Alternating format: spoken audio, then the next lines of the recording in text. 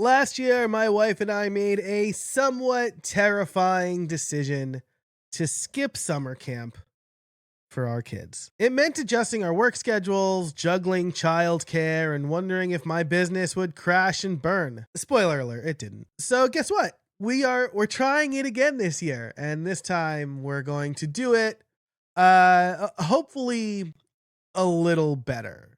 So in today's episode, we'll get a recap of last year's experience. I'll share some of the lessons that we learned, and I'll explain how I'll be better prepared this time. And then maybe how you can do this as well if you are able to. One of the reasons I became a solopreneur, a self employed person, is so that I would have this sort of time freedom to spend more time with my kids and to not have to work the rigid 9 to 5 or ask for time off and things like that. So let's get into it. We'll talk about um, a recap of last year's decision. Then we will talk about some of the lessons I learned last summer, and then how we're better preparing this year. So first of all, last year's decision. We ran the numbers and we found out that it would cost between $9,000 and $10,000 to send our kids to daycare and summer camp, which is too much money. That's too much money. And if we were intending to do it even part time, it would have cost a bunch of money. And actually it's a good thing that we didn't, because we ended up having some other unexpected expenses. Uh, 2 appliances went last summer, and that was upsetting. But aside from the financial motivation, I also recognize that we are in a limited time frame for when our kids want to hang out with us. Right now, they are younger, 8 and younger, and they want to hang out with us. And I already see in my oldest that that is increasingly less true. And so we both want to maximize the amount of time that we can spend with our kids, because we are lucky enough to have flexible schedules that allow us to do that. We are lucky enough to not have to only see our kids on nights and weekends when we get home from work. And so we made some adjustments to our schedule. My wife worked weekends. I took off certain work days. We did have a good support system in place with my father-in-law and our babysitter. However, our babysitter now has a real job. Not that babysitting's not a real job; it's a hard job. But she has a full-time employer. She's also a nurse, like my wife, and she's getting married this summer, and so I suspect that we won't have her for much longer.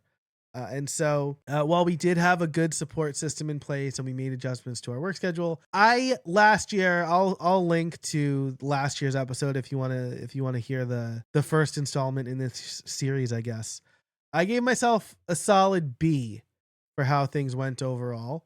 And then to kind of recap the good, the bad, the ugly.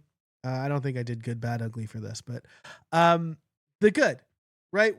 Even with my reduced work schedule, I felt flexible enough to take some spontaneous family trips, like going to the zoo on my son's birthday. His birthday was on a Friday, and I had already marked some time off in the afternoon because we were getting new furniture, and so I really needed to work. I felt I needed to work that morning, but I thought, well, we should go. I should go. So I was able to do that.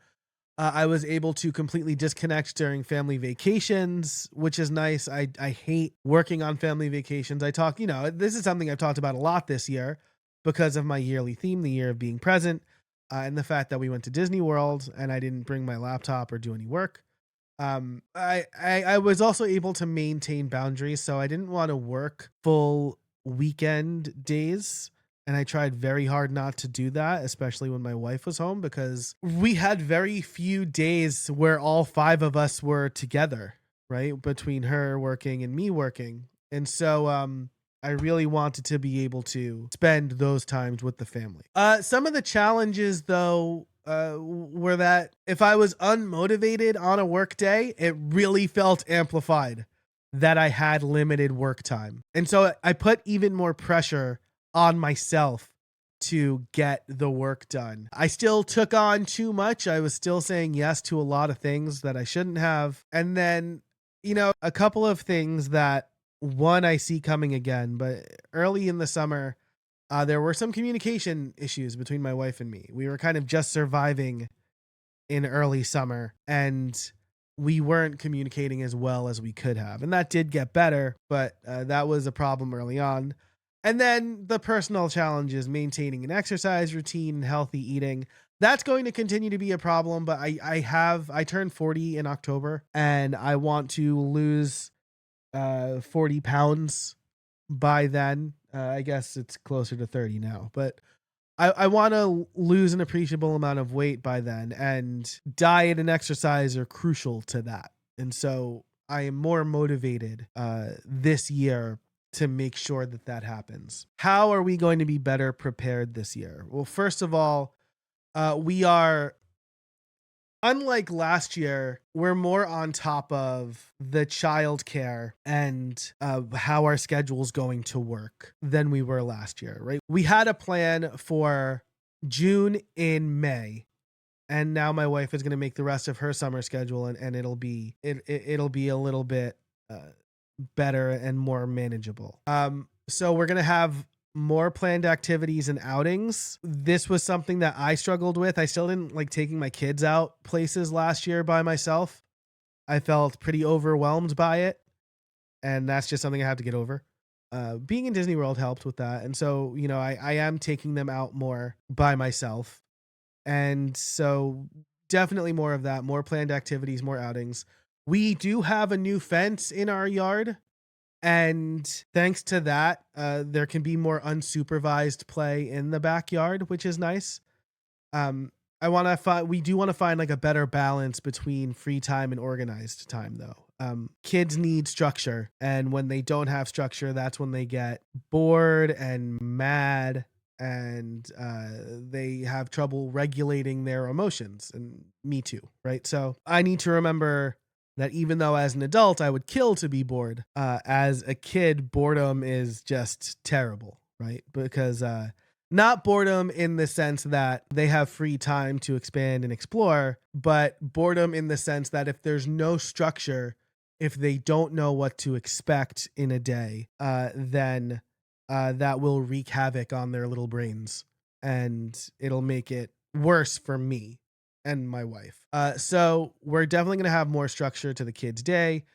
We have memberships in a couple of places now. That's another thing. Like, we are in a better place financially than we were last year. And we have explored what we can do more. We're taking a couple trips. My parents moved to upstate New York. I'll be doing an extended trip down here. And so that will in general be better, I believe. Right. As far as my working plan, I do have more realistic expectations for what can be accomplished. I'm not saying yes to a bunch of work. The regular contract work that I have is great, and I have made space for that. As far as fulfilling other financial goals for the summer, I am actively seeking sponsors for this podcast and other projects. And so I need to be better about pitching those, but those are things that will help me kind of get through the summer. I have one conference scheduled for this summer, and that's it. That's in June. Craft and Commerce, actually. If you'll be there, say hello. I will be there for both Jay Klaus's member event and for Craft and Commerce. So I'll be in Boise for a while. But I do have more realistic expectations about what I can accomplish. I'm also going to be better about time blocking and prioritization. My goal is kind of one major project per month, with June being my LinkedIn learning course, July likely being my own product, and kind of jury's out for August right now. I don't know. Couple of potential client projects that I'm holding space for. I also want to, I've identified my green zone. If you're unfamiliar with the idea of green zone, it's from Carey Nieuwhof's book, at your best. You kind of identify when you are most productive and you want to maximize your work time for that. So my green zone is usually the morning. And so I will maximize my time for that. Something I was bad at last year that I am definitely going to do better this year is time boxing and blocking off my schedule. I made my schedule open last year because I figured, well, if I was limiting my work time, I should open it up for when people actually do want to meet with me. My time is still my time. And I need to remember that I need to prioritize my work over just any old meeting, and that people don't need to meet with me the same week that they reach out to me. So I'm likely going to have one meeting day per week if I can help it. And that will probably be on one of my coaching days. So my coaching days will probably be like meetings and coaching because it's asynchronous coaching. So that will be a big change for me because people won't be able to just plug up any hole on my calendar. That was something that really that really affected my work schedule. On top of that, I'm also going to build in margins for unexpected situations, client work or emergencies or projects, good projects that come up quickly. If it's a project that makes sense and it's easy enough and it's good for me, or like a long-term coaching thing, because coaching is my main business, then then I want to have the margin for that, as well as margin to just take time off, right? Like I did last year.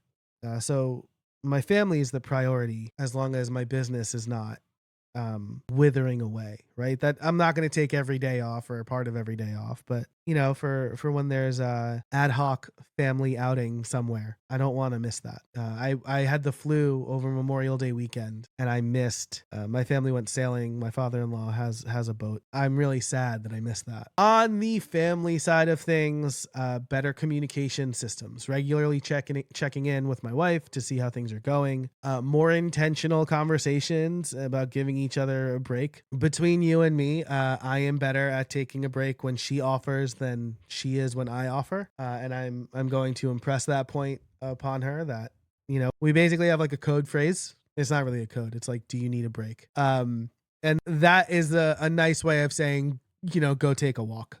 Like you're losing your temper, go take a walk. Because it is tough, right? It's like the kids spend a couple of weeks adjusting to their new schedule, and that gets really hard if it's unstructured. And then you have the rest of the summer, and then you have to start transitioning them back into the school year. So it does get tough. I also want to do like more realistic financial planning. I'm not treating money not spent as extra money to spend, which is something we did last year. And we also didn't budget really for summer activities and unexpected expenses like the failures, right? I just said, hey, we're saving $9,000. This is great. We have $9,000. But instead, like, we're definitely going to sock more of that away for savings. And we are planning like a couple of big trips. Erin's going back to school in the fall. And so these are things that we do need to account for. And so better budgeting is crucial. So what are my expectations for this summer, which as I record this starts in less than 2 weeks? More focused work on my core business offerings while also continuing my most important contract work, which is the work that I do for RSS.com and for my friend Justin Moore. Those are really important projects, and I believe in both of them, and I really enjoy doing that work.